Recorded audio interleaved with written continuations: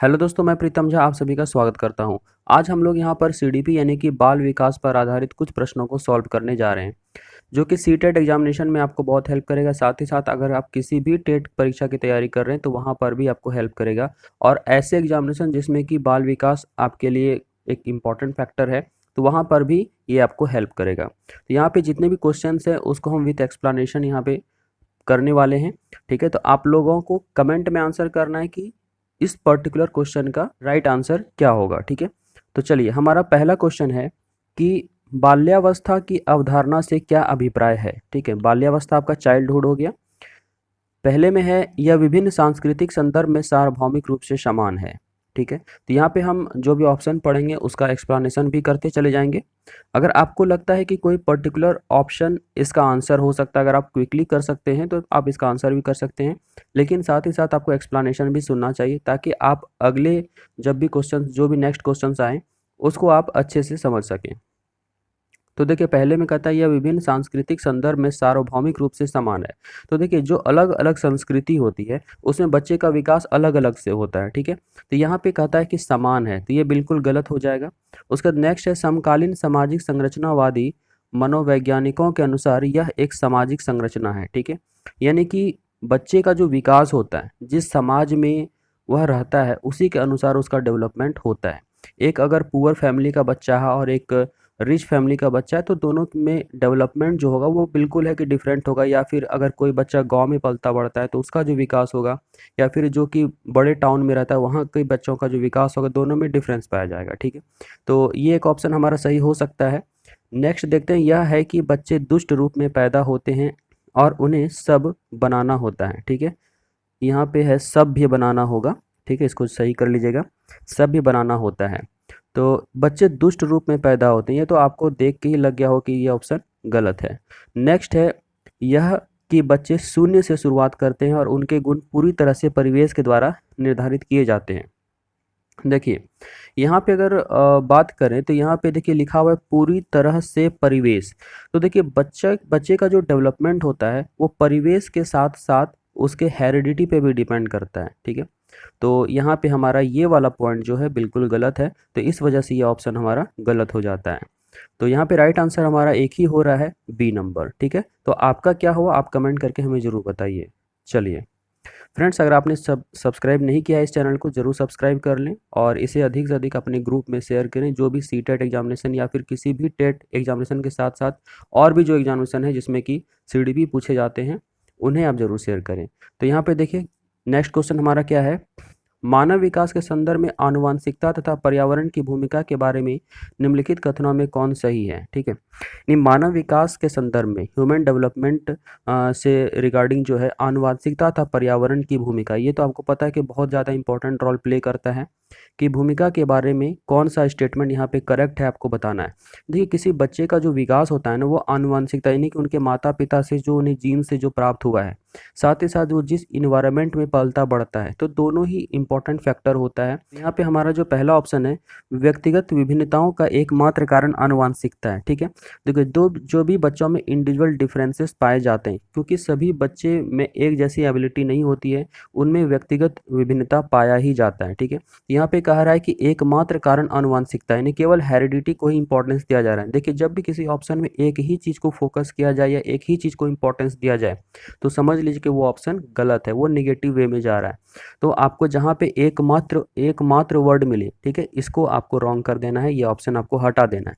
क्योंकि आनुवंशिकता अगर इसको और ज़्यादा एक्सप्लेनेशन में आप समझे तो आनुवंशिकता के साथ साथ पर्यावरण भी एक इम्पॉर्टेंट फैक्टर होता है। अगर हम बी की बात करें, इसमें कहता है परिवेशी प्रभाव पूर्ण रूप से, देखिए यहाँ पे क्या कर रहा है, इसी पे डोमिनेंट हो जा रहा है, पूर्ण रूप से, एकमात्र, तो ये सब जहाँ भी आपको मिल जाए तो आप इसे देख के हटा देंगे। देखिए आपको एग्जामिनेशन में जो क्वेश्चंस आते हैं बहुत बड़े बड़े रहते हैं, तो वहाँ पे आपको इस तरह के वर्ड को टारगेट करना है कि आपको जल्दी से सॉल्व कर पाएँ। तो इसमें केवल नज़र दौड़ाना है कि कहाँ से इस तरह का वर्ड लिखा हुआ उसे देखें और उसे काट दें। ठीक है, तो ये भी ऑप्शन गलत हो जाएगा, ज़्यादा एक्सप्लेनेशन की इसमें आवश्यकता है भी नहीं।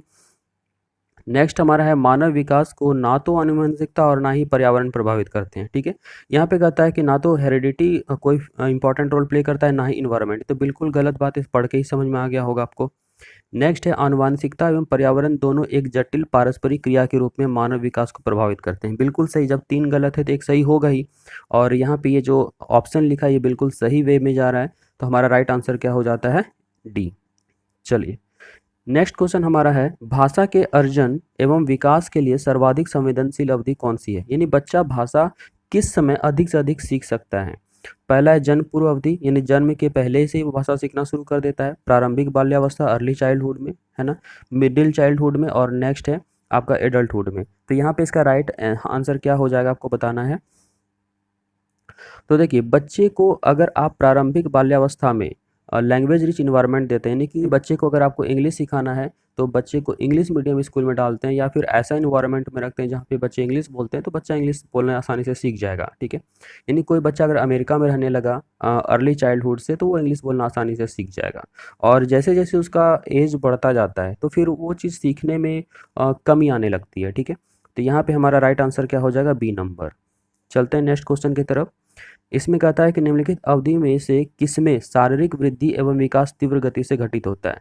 पहला है शैशवावस्था एवं प्रारंभिक बाल्यावस्था में, बी है प्रारंभिक बाल्यावस्था एवं मध्य बाल्यावस्था में, सी है मध्य बाल्यावस्था एवं किशोरावस्था में, और डी है किशोरावस्था एवं वयस्कता में। ठीक है, तो देखिए बच्चे का जो विकास होता है ना, बॉडी ग्रोथ जो होता है शैशवावस्था में होता है, उसके बाद फिर प्रारंभिक बाल्यावस्था में अधिक होता है, और इसके बाद रुक जाता है। कब रुक जाता है? तो यहाँ पे मध्य बाल्यावस्था में थोड़ा रुकेगा, और उसके बाद डायरेक्टली वो किशोरावस्था में उसका बॉडी ग्रोथ ज़्यादा होता है। तो यहाँ पे अगर हम इस पेयर का बात करें तो यहाँ पे शैशवावस्था में प्रारंभिक बाल्यावस्था आपका परफेक्ट है, तो हमारा राइट आंसर हो जाएगा ए। ठीक है, चलिए नेक्स्ट हमारा है, इसमें है निम्नलिखित में से कौन सा विकास का सिद्धांत नहीं है? यहाँ पे आपको नहीं पे फोकस करना है, क्योंकि बहुत बार ऐसा होता है कि क्वेश्चन में नहीं लिखा रहता है लेकिन आप उस पर ध्यान नहीं देते हैं। ठीक है, तो यहाँ पे पहला है विकास जीवन पर्यंत होता है। यहाँ पे सिद्धांत नहीं है, गलत को ढूंढना है। तो ये बिल्कुल सही बात है कि जीवन भर होता है, यानी कि बच्चा जो जन्म लेता है और उसके बाद यानी मृत्यु तक वो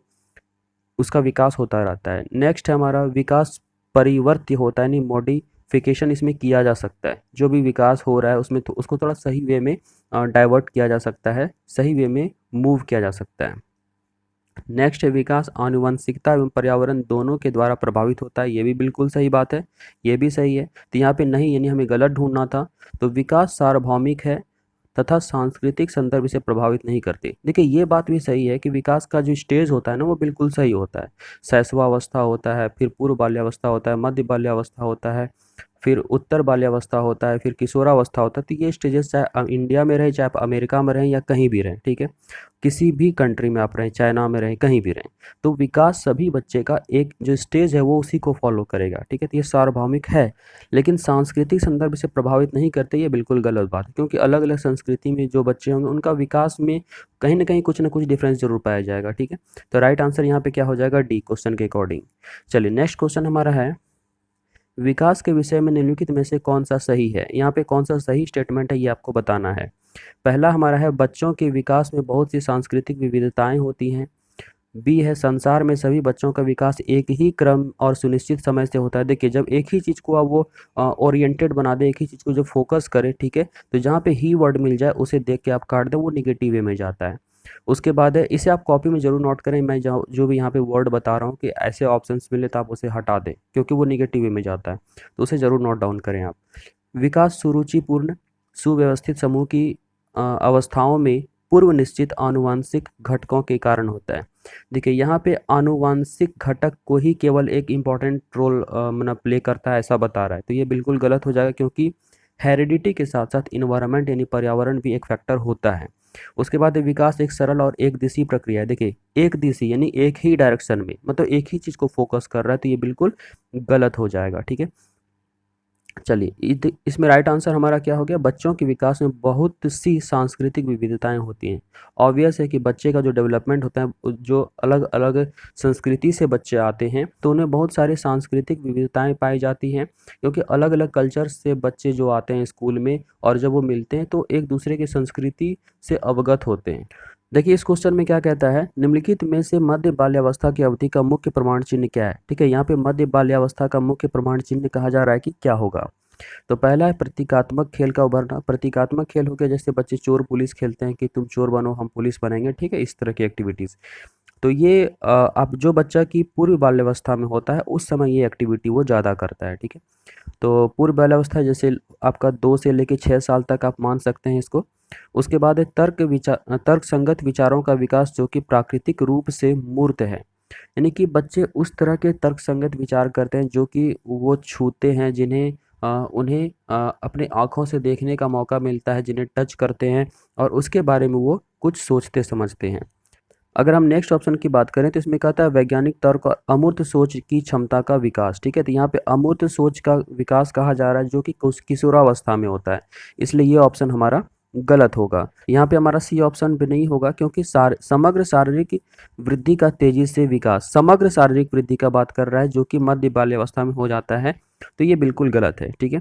देखिए बी ऑप्शन यहाँ पे बिल्कुल सही है। इसमें कहता है कि तर्क संगत विचारों का विकास जो कि प्राकृतिक रूप से मूर्त है, ठीक है। नहीं, बच्चे इस समय क्या करते हैं, किसी भी चीज़ को डायरेक्टली फेस करते हैं, किसी चीज़ को छूते हैं, उसके बाद वो उस चीज़ को समझते हैं और उस पर विचार करते हैं।